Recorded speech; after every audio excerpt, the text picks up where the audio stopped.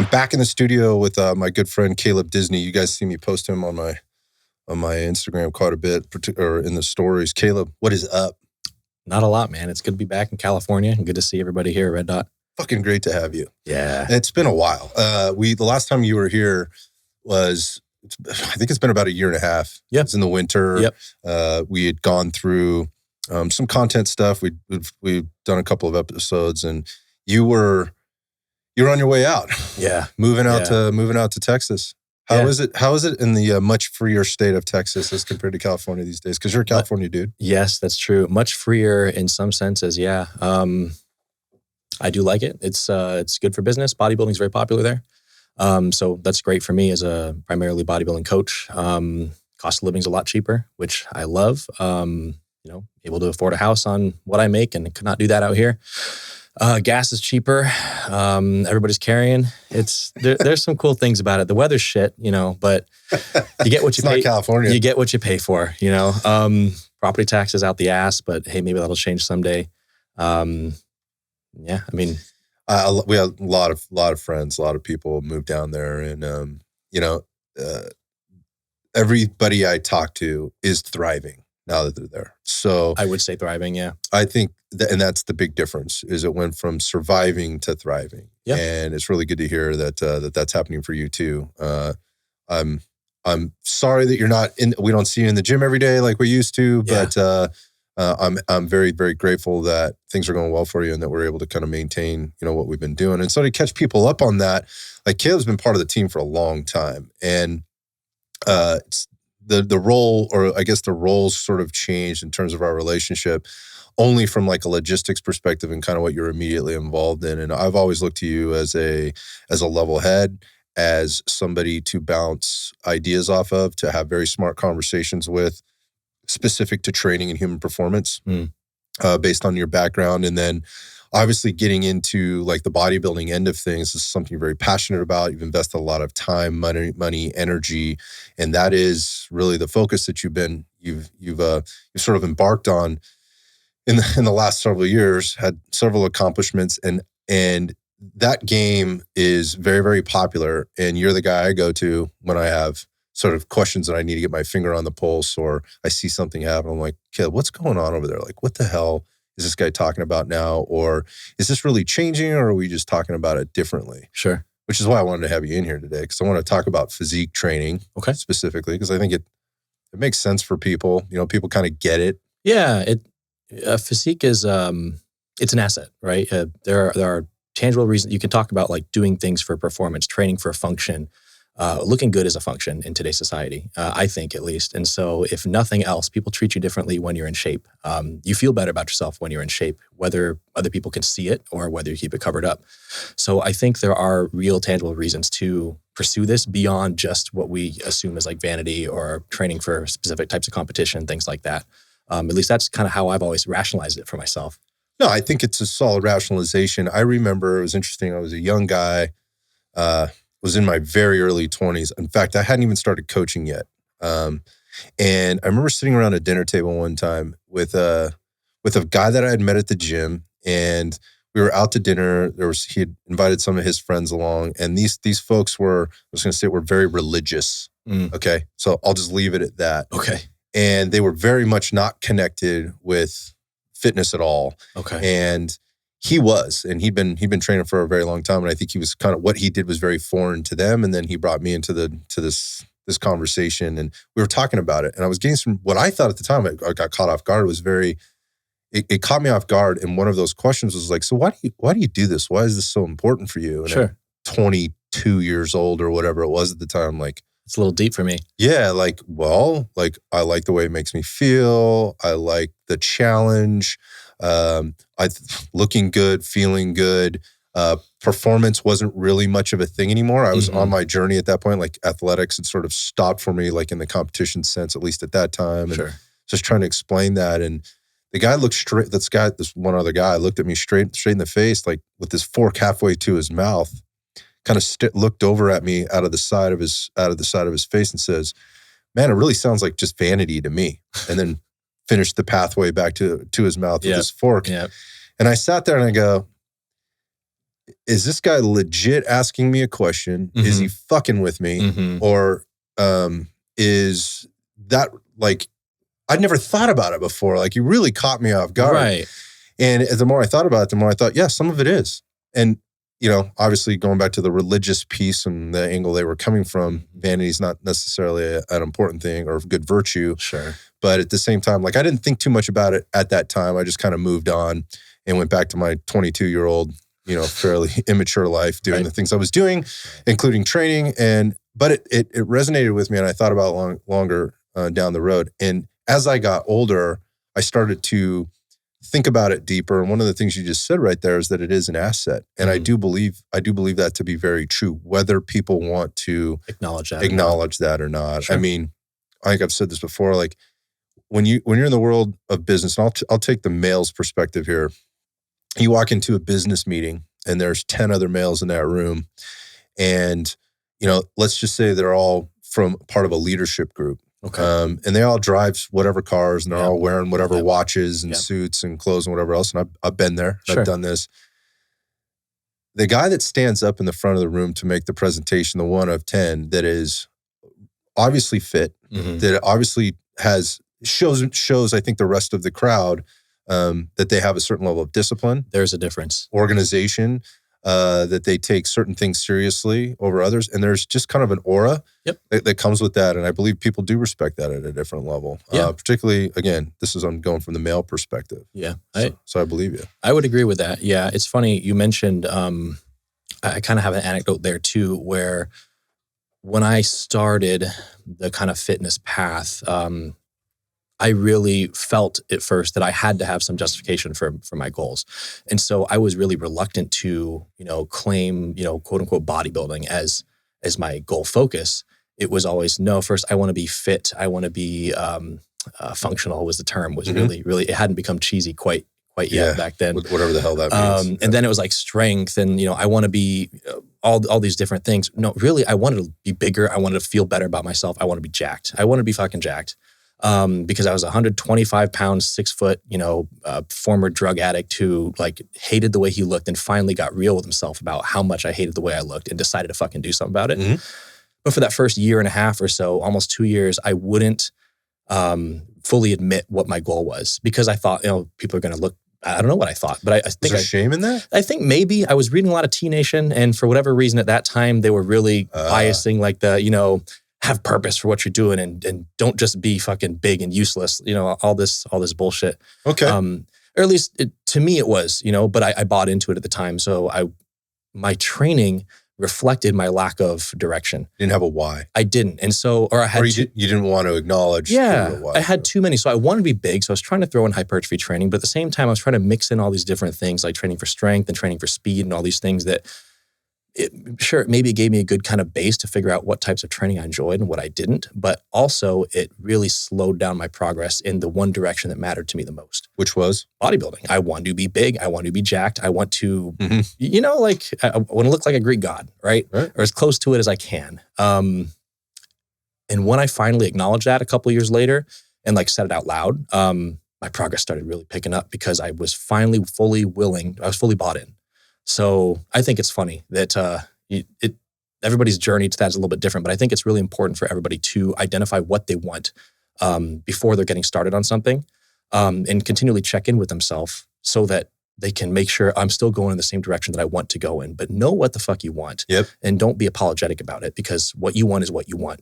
Man, I couldn't agree with you more. I think that once you have that, and you feel really convicted on that, and you're very, very sure. And you want to be sure because every decision you make after that is a reflection of that, or should be. Should be driven towards that. And I think that's where people really struggle a lot, more than just physique training or training. Period. Training's a very good metaphor for having a why or a purpose in life. Yeah.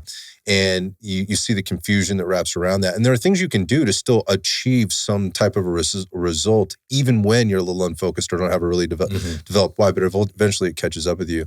We've talked about this before. We've called it the triangle of awareness. What are you training for? Whether that is physique. So we'll call that, we on that triangle, we'll look at that as aesthetics. Like, am I trying to look good, right? Or I'm trying to change something specifically about the way my body looks. For a visually focused outcome. Exactly. So whether that's dropping body fat, building muscle, doing both, having bigger shoulders, arms, butt, calves, whatever, abs, that we relate that to being that aesthetic goal versus a performance goal, which would be, I want to be faster.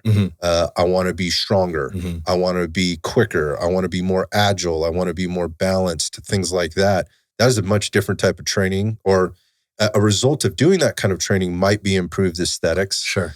But focusing on aesthetics while expecting a performance outcome or specific performance outcome in one of those, say, domains of fitness I just mentioned there is not realistic. Might not, yeah. And then the last one being longevity, or like your quality of life, health.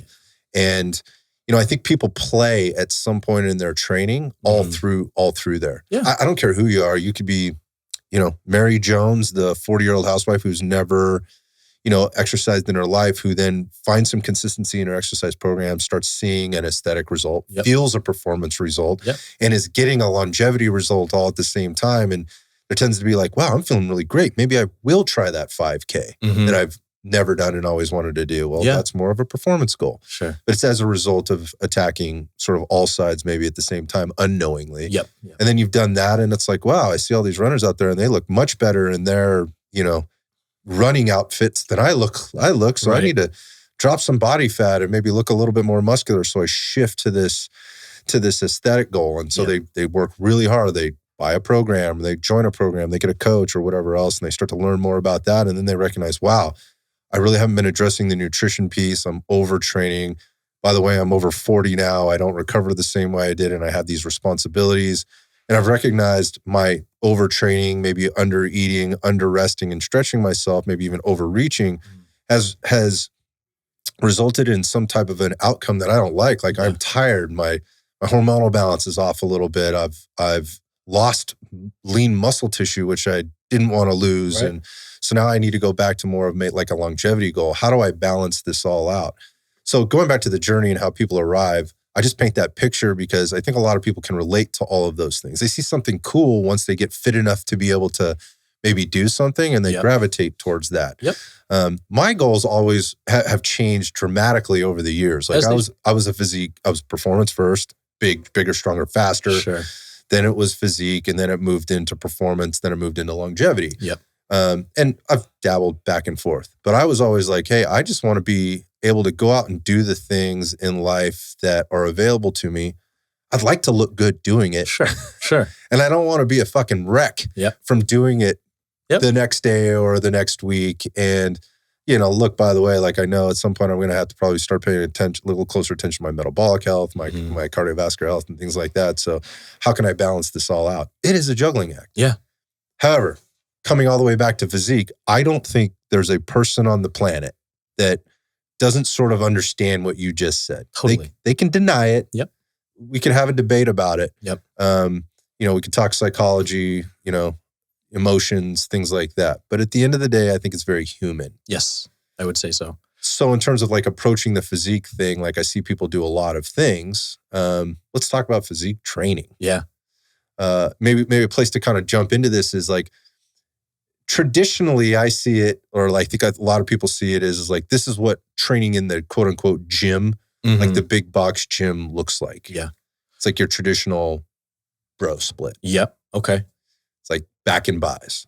Chest and tries. On Tuesdays. And then on Wednesdays, it's shoulders and arms or shoulders and abs or something like that. Sure. I think traditionally that's kind of how it's been put together. It was publicized heavily as we got into like the 70s and into the 80s and 90s with the bodybuilding scene. And gyms were built around this type of training. That's true. Equipment was built around this type of training.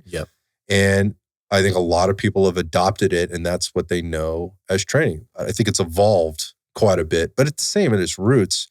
I think it's when we look at how we apply exercise training variables and things, and then what people understand are being the quote unquote right exercises for the right muscles, I don't think that's changed much. No, I wouldn't say so. I think we've come up with different ways to organize our training throughout the week, right? So now you got what you call the bro split, right? Has always been really popular and still is.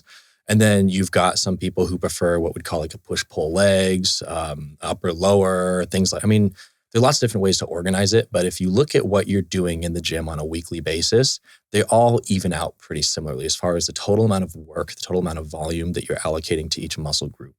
And there's a reason that it's remained for the most part constant all this time, is because it works. Mm-hmm. You need to expose muscles to, force, and to the point of generating fatigue to make them grow. And so you can do that a bunch of different ways. You can organize it differently, but at the end of the day, you got to do the same thing. Mm-hmm. Yeah, I think that's the interesting part. And then as the world of, I think people have started to recognize more and more that resistance training is important. Yes. And that it is cool to do. Mm-hmm. And that as a female, I'm not going to get quote unquote bulky doing it, which was this thing. Like, I don't want to get big like you, Caleb. Yeah. We hear that less. We still hear it, but I think, we hear it much less than we did. People are a little bit more aware, and they've also, they're more willing to adopt it. Like they recognize. And as the older let's just say as generations continue to age, it's been, they're starting to recognize how important strength training is to longevity. Right, and health. So it's massive. It's huge.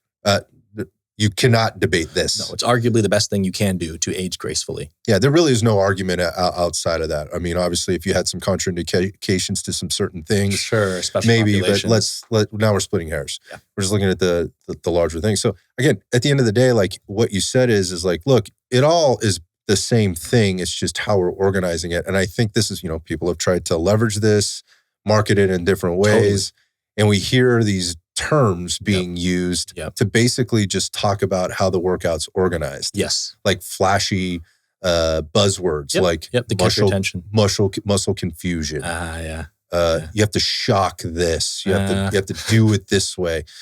I mean, what am I missing? There's got to be 10 others that I've... Time under tension, training to failure, forward. I mean, it's easy to get lost in the weeds, I think. Now, if you're somebody who's been doing this for a long time and are already pretty advanced, have already kind of gotten the most you can out of keeping things simple, then, and if you still want more, then it does make sense to start diving a little bit deeper and getting more specific in terms of how you organize things. But for somebody who just, is starting out, or somebody who doesn't have super lofty aspirations as far as their physique, then you don't want to don't get like fall into paralysis by analysis, right? Like do something, and trying what's out there is probably going to work, at least to start. And then if you notice that things are not progressing the way you want, then you start to dive a little bit deeper and fine tune things a little bit more. And, it's a process. But yeah, there are so many different quote unquote styles of training now. And there's a lot of debate in the more bodybuilding centric space on what is quote unquote best. So if you're asked, like, what is the best style of training for physique enhancement? It's the kind that builds muscle. So look at what bodybuilders are doing, right? That kind. But look at what bodybuilders do. The vast majority of the principles that bodybuilders have been following for the last several decades are going to be ideal, because they all achieve this result that we want, They are training to or very close to failure. We can talk about what constitutes failure and what doesn't, but they're training close to failure. They're producing force in a certain muscle until so much fatigue is built up in that muscle that it can't produce enough force to lift the weight anymore. That's the goal. They're progressively overloading. So they are lifting a little bit more over time. That can be by adding an extra rep here or there. That can be by adding a tiny bit of weight here and there. But it's going up slowly, not a straight, the trajectory is going the same direction, but the velocity of that is very controlled. It oscillates, yeah. Then they're doing other things like maximizing fluid flow to the working muscle. So they're trying to get a pump, right? There's something to that. That's probably not the end all be all for growth, but there's a reason that works. They are prioritizing their food around the workout period. So that's not so much training related, but that still makes a difference. Making sure you're fueled adequately so that you can train as hard as possible. They're training through mostly a full range of motion. They're picking movements that have large degrees of external stability. So machines and cables, things like that, where you don't need to worry about balancing your body in space. So all you need to focus on is driving through the muscle that's working. So you can get a lot more out of the muscle in that set. These are, kind of universal. Yeah. Regardless of the training style, the setup, the split that you choose, these are things that you want to be doing regardless. I think over time, it's when you're trying to reach a consumer with this one way or another, whether that's in a magazine, a video, a downloaded guide, a blog, an Instagram video, YouTube video, or whatever else, it's always like, how do I reach the lowest common denominator here in terms of getting this information across to somebody who half of what you just said there is very foreign to them. So for lack of a better term, it continually gets dumbed down. Sure. So you're trying to reach a broader audience. Yeah, and it's simplified, and simplified sometimes can be oversimplified as much as it can be overcomplicated. Yep. And so what it turns into is like, just tell me how many exercises, how many sets of each I need to do, and how many reps I need to do of each, and give me a ballpark in terms of, I think where things start to really get messy then is like when you talked about the fatigue model and training to fatigue and failure and what that really means for people, because that's really where the rubber meets the road. I can give you all the right exercises, quote unquote, right exercises, all the right sets and all the right reps. But if the intensity isn't there, right, to stimulate this response or this adaptation and have to grow and respond in that way, then it doesn't matter. But the point of this is like people really understand like, okay, I probably should be doing 2 to 4 exercises for these bigger body parts. I'm probably doing about 3 to 4 sets of somewhere between 8 and 12 repetitions. This is a mixture of the dumbing it down or the simplifying it, alongside the science that we know exists around the time under tension type of models in terms of reps and sets, intensity, or so we'll go reps or we'll go intensity and volume of exercises that need to be done in order to elicit this type of response. This might be very boring for people listening to this, but I think the point of this is like people have an idea, and with that idea, like the oversimplification, overcomplication, there can also be a overconfidence or a lack of understanding of how this stuff actually applies. And so while they're in the gym doing work and they have a great work ethic and they're putting in a lot of work, both of those things, work and work ethic, don't necessarily equate to results. And that sucks. It does. I've fallen in that, and that really fucking sucks because you're putting everything you have you're putting all your energy and effort into these sessions and planning for the sessions and all the stuff you need to be doing. But if these key components are kind of missed, you're not getting an equivocal result for the effort you're putting in. And that's awful. It's not a waste of time because you're getting something. You're getting something. You're exercising. You're getting your heart rate up. You're moving. You're moving fluid. You're stimulating the brain, the nervous system, the whole 9 yards. But at the same time, like what is your goal? Was it aesthetics? Was it longevity? Maybe that's great for longevity. Yeah, but if your goal is performance or aesthetics, like you are missing a lot, and in a sense, you are wasting some time or effort. And effort in getting there. Things could be dialed in, and this is where the nuance starts to come in. And I think this is where, again, this is where people can get confused. That this is also where they start doing black belt shit before, while they still need to be doing white belt, maybe blue belt shit. Like you mentioned as an example, like the food and timing of food and things like that.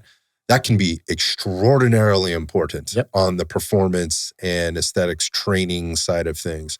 However, depending on where you are in your journey in terms of levels, and there's levels to everything, that's not something you probably need to worry about right away. But again, going down this path of, well, I've been doing this training for a long time.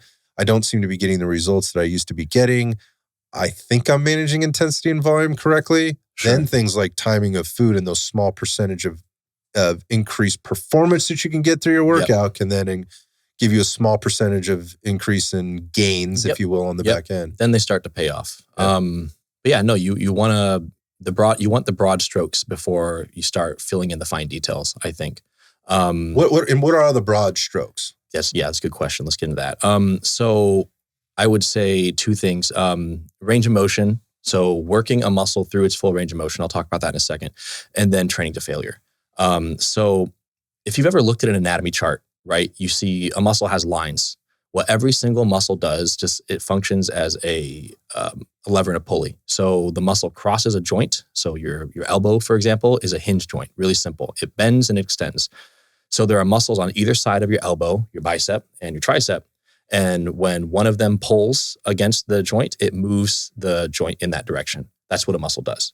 So understanding what each muscle does is really useful because you can make sure that you're training that muscle the way you want to.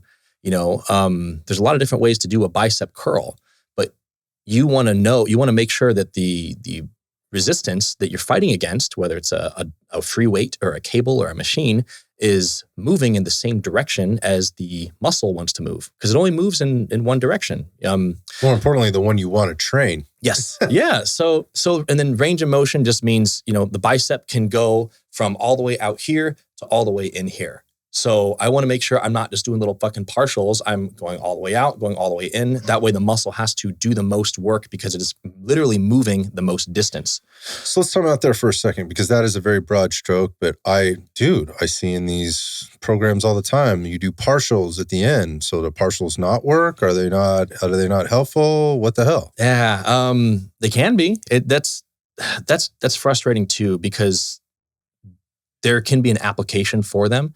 I think to keep things simple though, because that is what we want, learning how to use a muscle through its full range of motion and training it to failure through that full range of motion is the most important thing. That's white belt shit. Yes, that's white belt shit. There may be a time where partials at the end of a set or something like that are warranted, but there's never going to be a time where partials at the beginning of a set are make a lot of sense, I think. So yeah, I mean, you could do curls until you can't finish the rep anymore. You cannot, you can only get this high up. And so you can stop the set there, or you could just go as high as you can, which would constitute a partial, right? Mm-hmm. So there can be application there, but like I wouldn't just do the whole set like that. Right. And what you see a lot of people do in the gym is when they're doing an exercise, they're not doing the full range of motion from the beginning. A lot of times they're using too heavy of a weight, and so they can't actually control it for that full range of motion. And so they're not even getting much from the exercise. What they think they're doing and what they're actually getting out of it are two different misaligned. things. Yeah. There's not a connection being made there. Yeah, so you talk about like the broad strokes and that full range of motion being the most important one. Number one, I don't think most people think like that. No. I think it's like, what's the exercise? Yeah. Not how am I doing the exercise, or what are my muscles actually doing with this exercise that I've picked. Yep. Based on many factors. Yep. We won't get into all those, but like, what's the physics of the machine? Yep. Like what's happening in space here? Is it free weights? Is it cables? Is it bands? Is it, whatever. There's a million different things. It's a body weight. All of those things matter, right? In terms of how you're applying that. And so people are like, well, what are the right exercise? What are the best exercises for me? Rather than what's the best way to do the exercise that I've picked. Sure. And so you can see how it gets really annoying for a lot of people, because we're like, oh, we want to keep the surface level. But then already we're talking about all this nuance, and the reason is it matters. It matters, yeah. And so, okay, easy answer, I guess. If the best exercise for you for a specific muscle group is an exercise that allows you to load that muscle through its full range of motion until you fail safely. So for example, let's just use the bicep curl. Yeah. So like a standing bicep curl with a dumbbell. For most people who don't have really good control or awareness of their bodies, you're probably going to start moving other parts of your body to finish the rep before the bicep actually fails, because there's nothing holding your bicep in place, holding your upper arm in place. So another exercise like a preacher curl, which is basically a bicep curl where you have your upper arm pressed up against a pad so it can't move. Takes the cheating factor away. And it helps you create more leverage at that elbow. That's a lot easier to take to true failure without cheating. There are still ways to. You'll have people start to dip their shoulder forward and such, but how many times have you seen somebody do a standing barbell curl and their elbow, if you look at the angle of their elbow, it's only moving like from 90 degrees to fully curled. You know what I mean? When they lower the weight and then instead of opening up the elbow more, they just dip their shoulders forward. And they're thinking, oh, I'm moving the weight from point A to point B. Yeah, the weight's moving in space. But it's not about where the weight's moving in space. It's about what's happening at the joint that is controlled by the muscle that you're training. Mm-hmm. So best exercise is one that you can do and take to failure through a full range of motion without cheating. Yeah, I love this where this conversation is going, specifically on the concept of cheating. So we said cheating, and I related that to other movement happening outside of what was happening at the elbow, specifically in that bicep curl example. Is there a case? Is there a place for quote unquote cheating or rocking? If so, where is it? Potentially. But I would say not unless you have a lot of experience with making a muscle work until it fails. Because learning how to keep the rest of your body totally fucking still while you're taking a muscle through the pain that is required to take it to failure is a skill. And most people don't have it until they've forced themselves to do it for long enough. So yeah, it's just like the partials argument. If you can take your biceps to failure in a standing curl without swinging your body or without letting your elbows move forward or back or without letting your shoulders dip forward, then you want to go a little bit beyond failure and swing a little bit to get a little bit more stimulus. Sure. But most people just start with the swinging, or they do it quote unquote strict until it starts to get difficult, until it starts to hurt a little bit. And then they regress to swinging and they haven't taken the bicep to failure yet. So I think the people for whom this conversation really pertains or is targeted to, the answer would be no. Come back in a year or two when you've been doing it right, and then we can talk about it again. Great answer.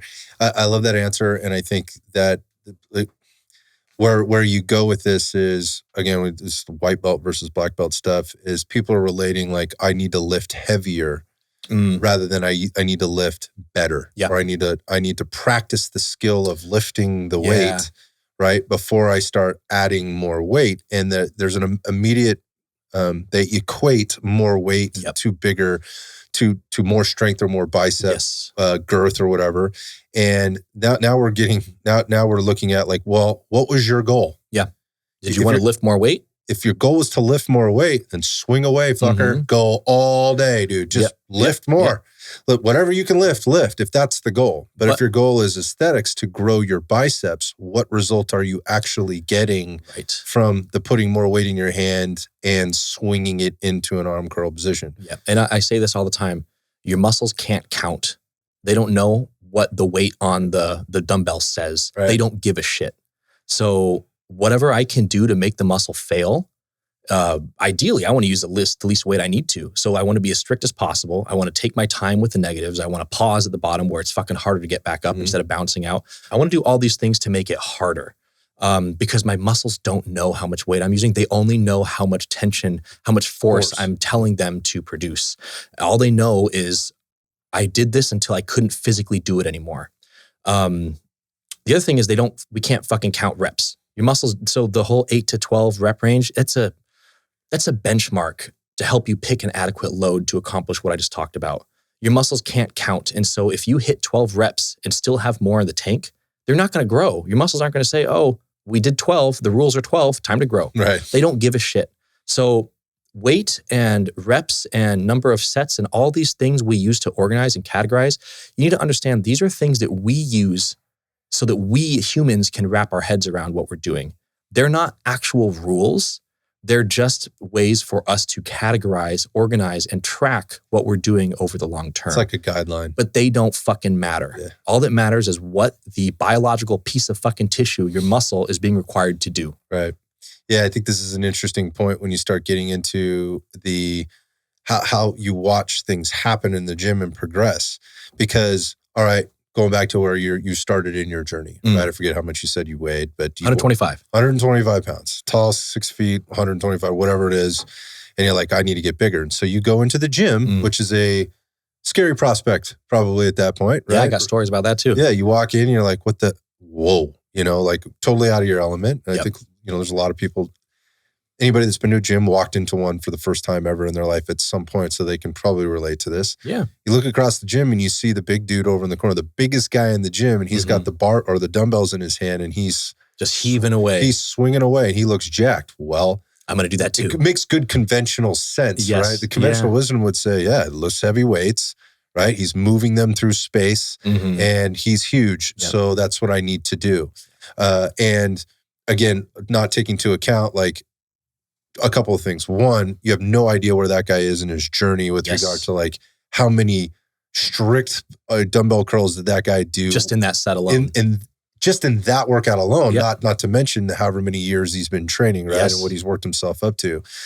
But the other thing you're not taking into account though, and this is the thing I enjoy putting out there because people can respect it because they get it. I think like internally they're like, yeah, I get it. And that is the meathead approach, which is just lift heavy shit and grow. Just doesn't work hard. It doesn't matter. It doesn't matter how what ranges of motion you're working through. Like if you're lifting heavy, now your body's going to respond. How it responds favorably, right? And what result you actually get from that long term in terms of your abilities, your body's ability to overcome force through these ranges of motion that these in particular joints have. Yep. That's something different than I'm lifting heavy shit, I'm throwing it around or whatever, and I'm getting bigger. Yes, that works until it doesn't. To a point, and for some people. Yeah, that's a good point you make, because monkey see, monkey do, right? We're very visual creatures. We see what other people are doing. We try to mirror them based on, we fill in the blanks. We don't know the story, but so we try to fill it in ourselves, which is not a good practice really, but it's the way we're wired. It's nature. Yeah.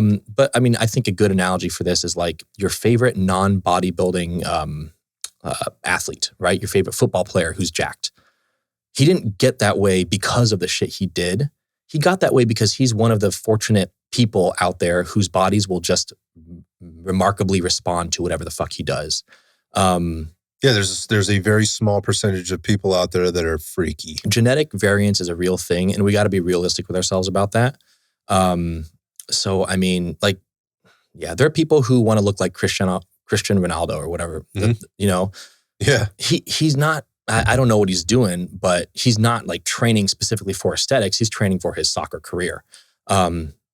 If you want to look like him, training the way he does is probably not in your best interest, because he looks that way as a side effect. He's just lucky that he looks that way as a side effect. Not that he doesn't work hard. No. In the other training. But look at what he's trying to achieve. He wants to be one of the best fucking soccer players. Yeah, he's not training like, I don't know, whoever the latest bodybuilder is out there now. I don't even know. I can't keep up with it. No, but he doesn't train like that. But that's important, So when you see like your favorite, like, people who look a certain way didn't necessarily get that way on purpose.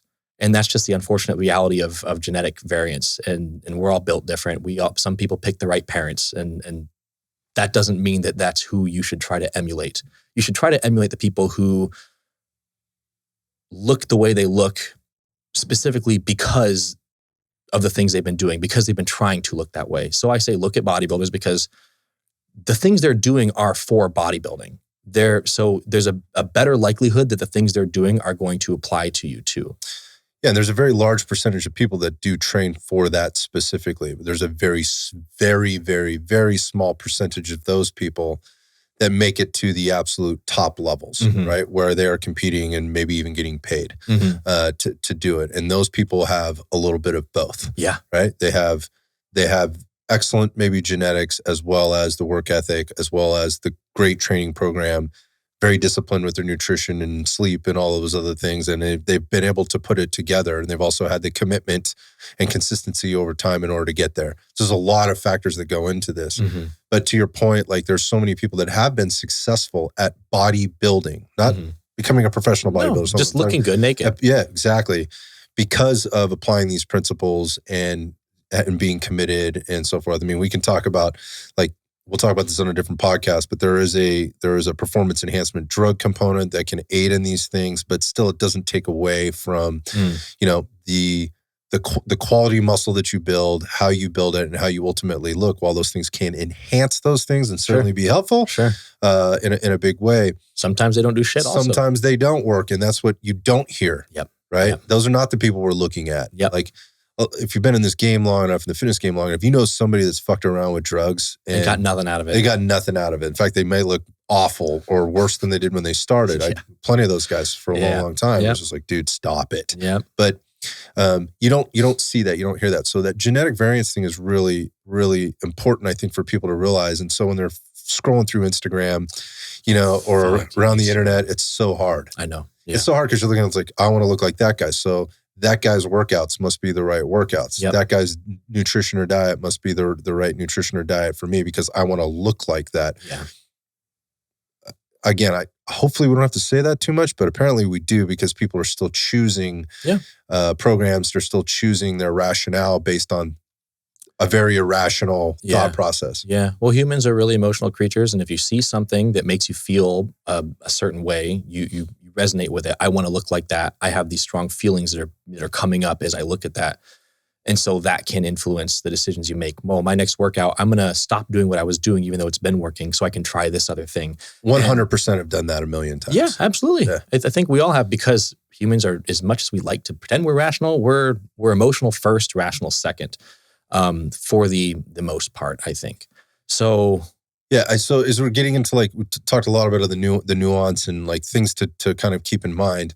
Some of the other nuance that starts to come up as you start to get down the line, like if you've been, let's say, consistently applying those basic principles, yep. again, that you outlined there for the better part of a year or longer, yep. then we can start getting into some of the other nuance type things that can really have an impact on how those basic principles can be leveraged, over time. So like you were talking about, like, okay, so your body doesn't understand reps and sets. It understands force and failure, right? And how much of those things are being applied to it. And so again, you have all these different things. So it's like, how do you build into that? Because I am trying to manage my intensity alongside my volume, alongside my recovery, and all these other things. There's terms that get used out there, and there's things that come along with the program. So if I'm a consumer of exercise programming, and it's a physique program as an example, and I look at it and I see, okay, this makes sense, right? It's a 5 or 6 day workout routine. It looks similar to a bro split. Maybe it's more of a push-pull type thing. I got a day off in there in the middle of the week. Okay, this looks familiar to me. Exercises, nothing in there super fancy. I know what I'm doing. I'm squatting, I'm hinging, I'm pulling, I'm pushing. I'm doing some other stuff. And then I see the reps and sets. All right, it's 3 to 4 sets. I'm somewhere in the neighborhood of 8 to 12, maybe 15 repetitions at some point. But now I start looking at how to apply that, because now when I go in, I don't go to failure necessarily in the first set. So everybody knows, Caleb, like, there has to be some type of a warm-up, right? Or a build set to this. And this is where the nuance, this is where the nuance starts to come in. So maybe we talk about some of the things that they'll see. And the reason I bring this up is I think for coaches out there, or for the experienced exercisers that's been playing in the physique world, that might not even be written into their program anymore. It's just implied. That's a problem, I think. 100%, especially for the guy who had success on that program but doesn't know how to coach, but now all of a sudden is, because he did a program for a few years. Thinks he understands it. Yeah, he stepped on stage, he looked great, maybe even got a ribbon or a trophy or whatever, and now he's coaching people. Yeah. But he doesn't understand those things. Yeah. Can we talk about that? Yeah. I mean, which part? So let's. I think the first part is like, how do you get to?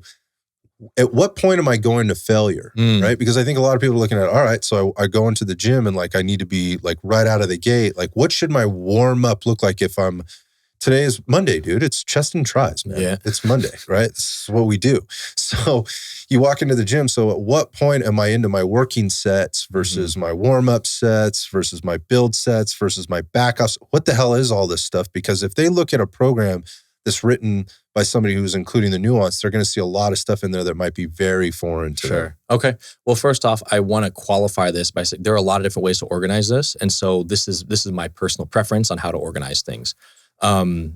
If you are somebody who's purchasing a program, a training program from somebody, a supposed authority on this topic, everything should be clarified. And if it's not, you should feel comfortable asking them to clarify. And if they can't clarify, there may be a problem. Red flag. Yeah. So when I program for myself and for others, I don't typically, so you talk about warm-up sets, right? So let me talk about what that is real quick. Let's say I'm going to bench press, I'm planning on bench pressing 315 pounds. That's what I know I can work with. And so I'm not just going to walk into the gym and lay on the bench and load up 315 and go to town. I need to kind of work up to that. And so I'm going to go through warm-up sets leading up to that, or some people are calling them feeder sets now. And this is also annoying how the colloquialisms are constantly changing. I don't track warm-up sets. The reason is I'm not trying to elicit any training response from them. I'm not trying to stimulate muscle growth from the warm-up sets. I'm trying to prepare myself for the working sets, the important ones, the ones that do cause the growth. So what I'm going to do is start with something light. So in the 315 example, let's say I start with a 45-pound plate per side, so 135 pounds. I'm going to do that for maybe 8 reps or 10 reps. That's really easy for me. I could do that all fucking day. I'm not generating any fatigue. What I have done is I've started moving blood into the muscles and the joints that are involved in this lift. So now they're cushioned a little bit more. They're literally a little bit warmer. And I've kind of quote unquote woken up my nervous system a bit. So I've gotten it used to moving some weight in this movement pattern. So now I'm going to add a little bit more weight. Let's say go 225. That may be a big jump. It's different for everybody. 225 is closer to 315. So it can generate fatigue. I don't want any fatigue when I go into my big heavy set with 315. So I'm going to do less reps. So I'm going to unrack 225 and I'll do maybe 4 or 5 reps. So by the time I put it down, I still feel like I could have done a bunch more reps. But I just exposed myself to a slightly heavier weight. And so what I'm doing now is priming my body to work in this way without generating fatigue. And so I'm going to keep doing warm-up sets progressively with heavier and heavier weight and less reps. So as the weight goes up, my body's getting used to heavier weight. You're switching things on. Yep. And as the reps go down, I'm generating less and less fatigue. So by the time I get to my last warm-up set, maybe I'm only doing 1 or 2 reps. So let's say I do like 295 for a single rep for my last warm-up set. I didn't generate any fatigue. It's just 1 rep, right? But I moved a weight really similar to what I'm going to work with for my working set. So now I rest a little bit. And now I unrack 315. My body is not like, oh, fuck, this is so heavy. It's like, oh yeah, it's kind of like what we just did. But now I'm going to go to town and take the repetition, the set up until I fail. And so I don't track any of the warm-up sets because it's going to vary. How much I need is going to depend on the day, how tired I am, how tight I am. So I just follow the general format of preparing myself for the working sets. And then the working sets are what I actually track because those are the ones that actually elicit some response. I think this is the sauce that people get lost in a lot. You know, it's also the thing that needs to be talked about and doesn't get talked about enough. Sure. So it's like a double-edged sword. Yeah. So, the original question. Yeah, the original question was just about like, how do I get to my working sets? And then once I'm there, what does that mean? So you talked about fatigue, right? And failure. And I think this is a scary thing for people, right? And that when I say scary, I sort of mean that facetiously, but at the same time, like they don't really know what that means. Yeah. Like, what does failure look like? And what kind of failure, what constitutes failure in this bench press example? Sure. Like, is it the bar, I can't move the bar anymore and it stops and it sits on my chest and I have to have a spotter or I'm stuck? Yep. Or are you relating this more to like a reps in reserve? Is this more of a rate of perceived exertion? Because that is what we're seeing a lot of in programming. We use it in our own programming. Yeah. I like RIR versus RPE for the same reasons you just said. I was having a conversation with a guy the other day. We can get back to that. Actually, I don't want to get off track. Let's talk about the failure piece. Sure. So yes, reps in reserve and RPE. Reps in reserve is just a different subjective, it's a more objective measure for how tired you are versus RPE. RPE is rate of perceived exertion. That's you are providing a number ranking on a scale of 1 to 10 for how hard you feel like you just worked. So 10 would be, I just went all fucking out. I'm dead. 1 would be, I don't even feel like I worked. Reps in reserve is, okay, gun to my head. How many more reps could I have done at the time that I ended that set? So if I unrack the weight, do a set of 10, put the weight back down, okay, gun to my head, I could have done 2 more reps if I really, really had to. So my RIR is 2. So this is an interesting thing. So this is where I kind of backed off. RIR, RPE. I look at RIR as being real time. Yes. Like I'm evaluating this real time. Like I'm literally under the bar. Yep. And I'm going, I might have 2 left in me. I re-rack, I get up, I go. Yep. That was an RIR of 2, reps in reserve. Versus RPE, which I can never really answer that question till post-workout. Yep. I never really know how to rate that until I've actually done all the work. Yep. So going into a workout, and if somebody tells me to do, hey, I want you to do a 5x5 today with an RPE of 80%, I won't know if that was an RPE of 80% until I've already done my 5x5. Yep, so that gives me no correlation to what weight should I be using, or what load should I be using from an intensity perspective going into this workout. And I think that's an important nuance for people to understand is like RIR is happening right now. Yeah. And the more you do this, the more you know. The better you get at gauging. Yeah, the better you get at gauging. But going back to the RPE is like, or what you were saying before about like the build sets, like that's going to change based on how much rest did I get? What was my nutrition like? Where am I in my training week? Like, how did the moon, sun, and stars align today? You know, all of those things are factors, and you won't know that until the end. So I think that's an important thing to help maybe people understand where those things fit in. Yeah. Both are valuable. Totally. One, I think, is you can be using more real time. Yep. I think, and this is kind of a little, getting off on a little tangent, but I think RPE was originally used and thought up and used for more dynamic type lifting. So exactly. Olympic weightlifting, right? In which case, you couldn't do RIR with that because you're literally throwing the weight up in the air and catching it. You don't know. So it's really just, how hard did that feel when I threw that weight up in the air and caught it over my head? So that makes sense there. For anything more like controlled, so you could argue powerlifting can benefit from either or, but for bodybuilding especially, where every rep should look exactly the same, every rep should have the same fucking tempo, which is a whole nother thing to get into. It becomes a lot easier to use RIR to gauge, your proximity to failure.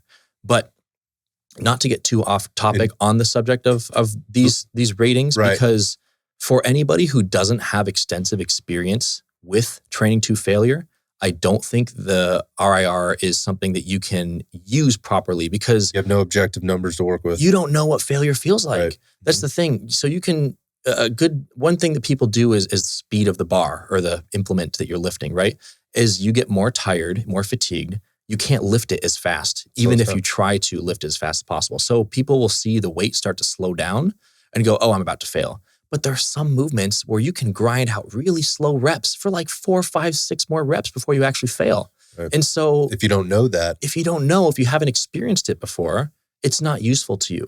So I think everybody who cares about building a decent physique, about building muscle, should have some experience training to failure in a safe way. I agree with you 100%. The only way to do that is to be doing the same things consistently for quite a long time. Yes. And I'm going to say years. Years. A year, you're still an infant because your body is still neurologically adapting in a lot of ways to what it is that you're doing. You haven't reached likely full potential. Right. Both the neural system and the muscular system and those things, how those two things interplay. And you haven't built the skill level to understand, going back to what you were saying before, the skill level of the movement that you're trying to perform, to know whether or not you may or may not have had more reps in reserve or not. So, yeah, again, people are like jumping right into a powerlifting program. Right. I have problems with this. Yeah. Like you see your buddies doing it. They're building muscle. They're getting bigger. They're even getting leaner, whatever else. They're hitting the powerlifting platform and they're doing deadlifts every day. Look, man, get into a basic strength training program for a while and learn what that feels like. Learn what that looks like. Build overall body strength. Start with the bro split workouts, for God's sakes. You should. So that you understand the skilled movements that go into then doing that very huge, high risk, low reward, overtime movement. I mean, you get a lot of reward out of that deadlift. Sure. Right from the get-go and longer term if applied properly, or if the training program and everything else is applied properly. But ultimately, the risk to reward starts to diminish. Yeah. And that skill that you're practicing every day, the skill level is now kind of established. Now it's just like, how much force can I apply within that skill level, thereby impacting that risk to reward ratio. Not to get too far off track, but the point of this is like you have to be doing things consistently enough to build enough strength where you can safely perform a skilled movement to this quote unquote failure to then understand how this impacts you long term. Yeah. And so again, we're not trying to do black belt shit before we're done or gone through the belt process. Yeah. So just learn how to train a muscle. So far we have learn what a muscle does and so what its full range of motion is, so that when you train that muscle, you're training it through its full range of motion for each rep. Learn how to train to failure so that you are really delivering the growth stimulus to that muscle when you're training it. Two most important things. What's the right exercise for me? What's the best exercise for me? The exercise that allows me to accomplish both of those things. Mm-hmm. And don't get lost in the weeds of like, well, which facet of fitness am I training for? Because the cool thing is when you're starting out, you improve at all of them at the same time. If a brand new, like a high school student who's never lifted weights starts lifting weights in the right way, following the guidelines I just laid out, and they want to be faster, they want to be able to jump higher, they want to be stronger, all those boxes are going to be checked because their bodies are so adaptive. because they've got zero exposure. It's the people who've been doing this for 3, 4, 5 years and decide, oh, I want everything I do to be all about being as strong as possible. Mm-hmm. Those are the people who need to focus on specializing. But if you're not there yet, don't worry about that. Don't get lost in those weeds. Yeah, again, this is the thing I see a lot of people jumping into this programming and asking a lot of questions around, like, bro, just pump the brakes. Mm-hmm. Just do what's in front of you. Do that for a while. You will learn what works best for you. And again, along that journey and figuring out the formula or the framework isn't really that complicated. Yeah. Right? Again, it just goes back to those basic things which we're trying to accomplish. It's how you're doing, what the application looks like for you based on your particular circumstance.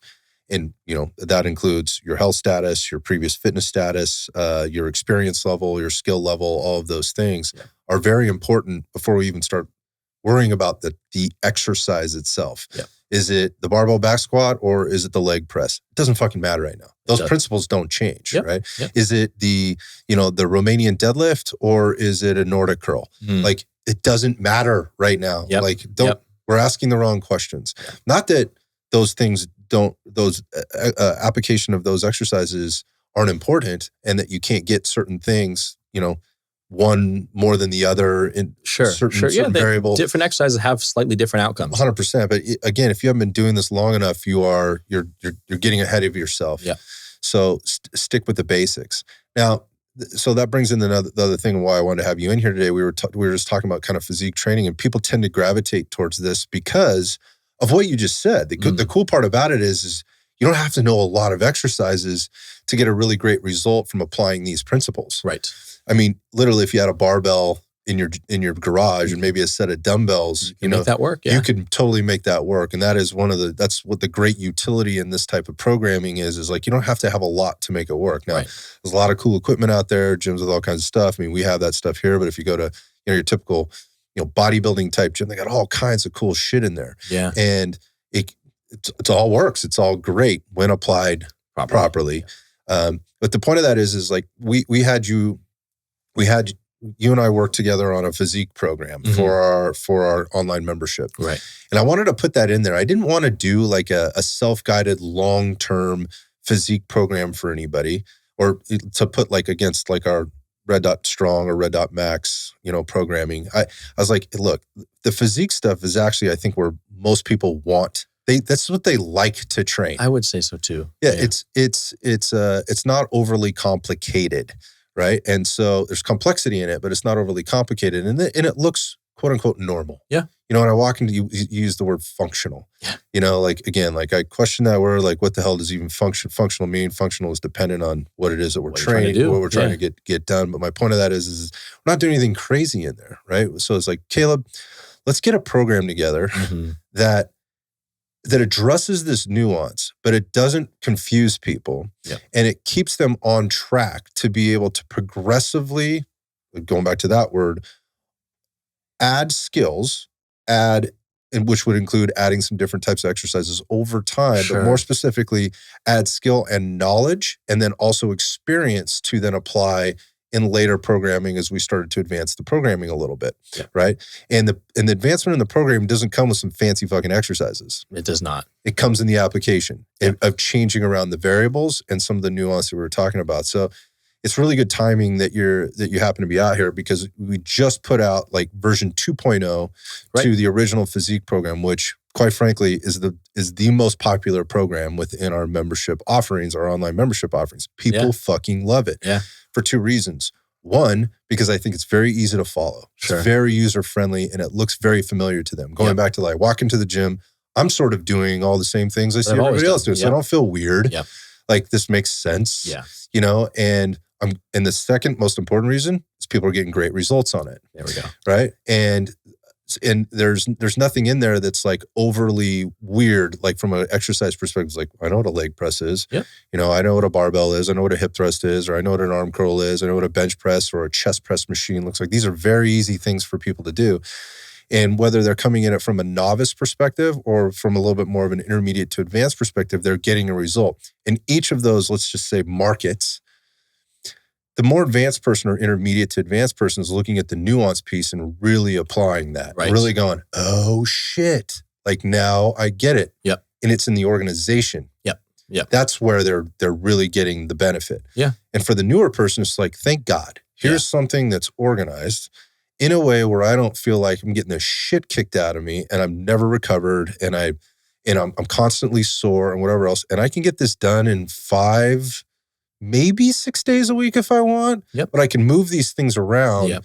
And I never feel like it doesn't go back to the old school bro split where I'll let you talk about this, but it doesn't go back to the old school bro split where on Mondays, and it's just on Mondays, I train chest and tris. Sure. They don't see another specific movement until the following Monday. Yeah. Right? The way the training split is, and that would be the same with like back and buys on Tuesday the following week, then those kinds of things, the way they had that split up. We are hitting things multiple times in a given week, right? Or sorry, in a given training period. Yeah. So people are seeing a little bit more frequency to their training. Yep.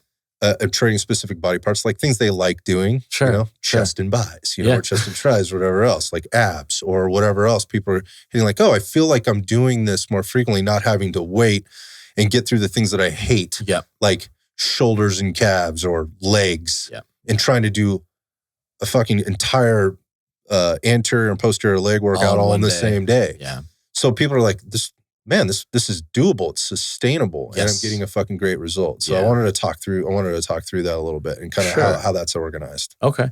Well, it's pretty well agreed upon that for most people, training every specific muscle group twice a week in a 7-day period is going to be more ideal than just once, just because of the kind of recovery window that we have. So when we're training, we're doing damage to a muscle, we're generating fatigue. And so we need time to recover back up to baseline. And then we want some more time to recover beyond baseline and actually grow, right? That's what growth looks like. And that whole period doesn't take more than 3, maybe 4 days, depending on how hard you work the muscle. But if we can fit 2 of those windows in a given week, that's twice as many periods for growth that we are exposing our bodies to, twice as many dose deliveries of this training stimulus, this growth stimulus. So there are other reasons that can be beneficial for people as well. One is just from a purely enjoyment perspective. Yeah. If I like training, my chest and my shoulders, great, I'm doing it twice a week. I don't have to wait. But also, from a performance perspective and the ability to feel like you're really working hard and pushing hard during a workout. Well, if my whole workout in one day is just for my chest, my performance sucks by the end of the workout because I've done like 6 or 7 fucking exercises. It's just beat to shit at that point. And the productivity of those sets later in the workout is not very high. Yeah. The return on investment is low. So if instead I have like 3 or 4 exercises for chest at the beginning of the workout, and then I have a few for shoulders, and then I have a few for my arms, well, my performance on each muscle group stays pretty high. And then I get to come back and do them again a few days later when they've recovered, and so performance is still high. It's just, from a recovery standpoint and a performance standpoint, it does generally make more sense. It's not like people haven't made progress doing just one muscle group per week. I did. Yeah, I mean, and it works. For a while. For a while. It works. It's just for the majority of, anybody who trains like this will make progress. And for most people, it just makes more sense when you take into account like their schedules and things like that as well. That is another huge factor, right? Because it allows people to move things around a little bit too, if they need to, based on time, availability, access to equipment. Yep. Maybe they're on the road and they know they won't be able to get this particular workout done because they don't have access to that equipment in the hotel gym. They're not doing a leg day, at the Holiday Inn, when they're on the road for their business trip, right? Yeah. You don't have the stuff, but that Holiday Inn gym might give you access to some dumbbells and stuff that you could get maybe that shoulder work and arm work done or something like that. So it allows some flexibility in there, which I think is important. The other thing is what I get from it is you're not in the gym for 3 hours. Yeah. Yeah. Hour and a half, maybe 2 tops, but for most people that shouldn't be necessary unless you're really doing a lot of talking to people or resting a lot between sets. And that's your prerogative. Yeah, and I feel like a lot of people that would choose this type of programming are probably already in there for 90 minutes already doing something. Yep. So whether it's 90 to 120 or somewhere in the middle there, like you're already spending that time in there. How do we maximize, our Your efficiency return and our on effectiveness? on that investment of time and effort. Yeah. So I think that's the feedback we're getting. So people are really like that part of it. But I think the bigger part is they're getting a result. They're getting an aesthetic result. They're building muscle mass because of the frequency of touches on those muscle groups, added alongside the recovery time that they get in order to work through that fatigue model where I've given it enough stimulus, the minimum effective dose, in order to get it to grow or get it to respond in the way that we want, which is that muscle growth, and allow it to recover enough so that I can give it that dose again sooner rather than later. And you're going to learn a lot of things about your body and how your body responds to things and where you're weak. It also, I think, in training like that, when you start to stack up, and I think a lot of people that choose this program are already doing this, and that is when you start to look at like, all right, now how is my nutrition impacting me here? Mm-hmm. How is my sleep impacting me here? How are the supplements that I'm taking or not taking? How could those potentially be impacting me here? When you're getting more frequency in those training sessions of similar or like body parts, you have more to measure. Yep. More opportunities to compare, with or without this. How am I on 6 hours of sleep versus 8 hours of sleep with this muscle group? Well, 8 hours, I did a lot better. So maybe I should try to get 8 hours of sleep, every day. You're right. I think the learning curve there is a little sharper, but at the same time, it can be very, very rewarding. And it's not to say that training, again, your body part one time a week can't be effective. But what I find is people never break out of that. And so what they get to is they're getting less and less of a return on that investment as they go down the line. Yeah. And what they end up doing is adding more volume to their workouts, which then takes them long. Now they're in there 2.5, 3 hours. That nagging knee injury or that knee thing never seems to go away. That elbow, that shoulder is constantly a problem, and it's taking away from other things, either in their life, work, or in the gym. And so there's again that recovery process doesn't happen the same way. Yeah. And I think the people that are going to have better, let's just say they're probably not going to have an issue with the Monday, Wednesday, Friday, or the 1 week, bro split 5 days to 6 days a week. Are the folks that they're younger? Yep. Higher level of resiliency. More resilient. Yeah. They have way more resiliency. The degree for error, the margin for error is much larger. Much wider, and much larger for them. And then so as you get older and you get on in life and things start to stack up or add up for you. It doesn't work the same. And you reach back to that. That's where I see people running into trouble. Yes. They're like, now you're just fucking crushing yourself. And you don't, number one, need to work like that in order to get the result you're looking for. And number two, you probably shouldn't be. Yep. So I think that's another big factor in the way that programming is laid out. And I like to think that that's getting around. People are starting to understand that. Totally. That frequency of training is important. I would definitely say so. And that you can train like that. I would even hazard to say should. I do firmly believe that the ways I coach people and program, as far as the specific tempos I have people use, the mechanics for which I ask people to, perform each exercise. And if you look at the programs that we've written together, there are cues under most verbal cues or written cues under most exercises that kind of cover some common mistakes people make. I believe anybody will make progress if they train this way.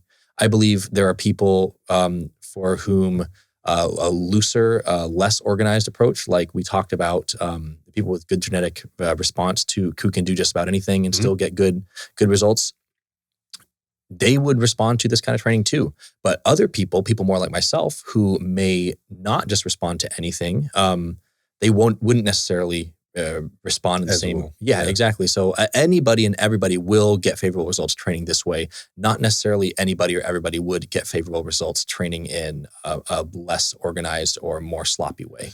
Yeah, I think that is probably one of the bigger takeaways from this, is because when you're trying to deliver a program to, number one, like it's a one-on-one client, somebody that's got a very, very specific goal, physique, athlete, like that you're training, that you're working with on a regular basis, like it works. Yeah. but it also works really well for the person that's just starting out. Yeah. Like the person that's just gung-ho and wants to train 6 days a week, not necessarily that they even need to be, or maybe even should be is another way of looking at it. They've been out of the game a while. They're just really eager. Yeah. They want to maximize that membership fee that they're paying on a monthly basis or whatever else. It works for them too. Yeah. So go back to you need to do something consistently for a year. Mm-hmm. This is for somebody that's been doing something consistently for many, many years. It works, and it works really well for somebody that hasn't been, and that hasn't been training for very long at all, from novice to advanced. Yeah, and obviously there's going to be nuance in there in terms of the application, but the principles never change. They never change. No, the same exercises, the same training principles that worked when you were, for the most part, that worked when you were just starting out will continue to work for you as you get more advanced. What changes is, one, how the type of stimulus you need, right? If you're stronger, you're more advanced, you're just going to need more weight. Mm-hmm. And as you get more advanced, you build the skill of training in a controlled way, like we talked about. Mm-hmm. And so your training is going to look better. It's going to probably look a little bit different than it looked when you're starting out, but the overarching themes are the same. Yeah. I think those are probably the bigger takeaways. So we're not trying to overcomplicate this.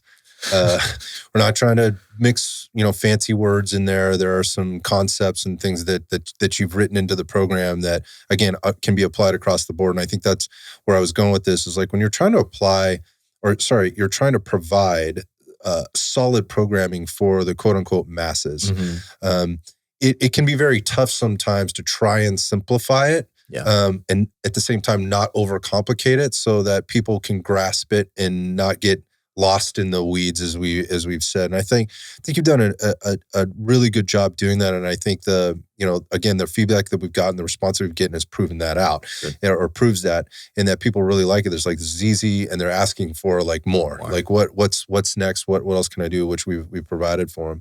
I think, again, here's the shameless plug. There's a few different ways to take advantage of this stuff. There's a lot of great programming out there. So many good coaches, and that's why I'm talking to you today, because it's important to have these kind of conversations. And I know you're talking to other coaches all the time that have these very similar conversations, while there's other conversations having on or programming being provided by, let's just say, less than knowledgeable, less than experienced, and or whatever, on the interwebs out there. Sure. We offer this one within the membership that we offer, because again, I think it's for people that have been around the game a little bit more, like they recognize really what they're looking for. Sure. And the membership gives them access to this among several other programs. Sure. They just seem to gravitate towards this one because I think they're having the most fun with it. Yeah, and they like it the most. Whereas the other ones do have a little bit more nuance. Sure. The exercises can tend to get a little bit, let's just say, less conventional. Well, they're more moving pieces because it's a lot more dynamic type stuff. You got it. And so, if you're around that and you understand that, you may really enjoy that. But getting into the membership allows you access to this. And then from the one-on-one coaching perspective, just shifting people over, okay, I get it. I've been doing this for a while. I want to compete. Yeah. Caleb's the guy you want to work with. So there's ways to get this programming, one of which is through, you can go to rdftrainonline.com and you can find out about the membership program that we have there, or the online membership that we have. The Physique programs are located within that programming. You can get a 1-week trial for free to give it a try. And then, after that, we do have a discount offer, which is part of that trial. So you can check it out there. If you're interested in getting into one-on-one programming, you can contact Caleb. Caleb, how do they get in touch with you? Where do they look for you? Yeah, best is always going to be Instagram. So the username is Prince_Disney, because my last name is Disney. That is not a screen name. It's just a weird thing. So if you go check out my Instagram and hit the link in my bio, there is an athlete intake form. Feel free to DM me with any questions you've got, but if you fill out that form, I will get back to you with an email, usually within a business day. Schedule a call if need be, or if you know exactly what you want and are able to provide all the info that I need to get started, we can get started right from there. Right away, yeah. Which is interesting, or I think which is the important part, is if you're ready to roll, don't waste any time. Seriously, yeah. The best time to start is yesterday. Next best is right now, right? Yeah, get the information that you need. It's all right there. If you're that far down the road where you're literally thinking I'm going to step on stage, it really is you need to take action. So do it, man. I appreciate you. I appreciate you stepping in today and handling this conversation with me.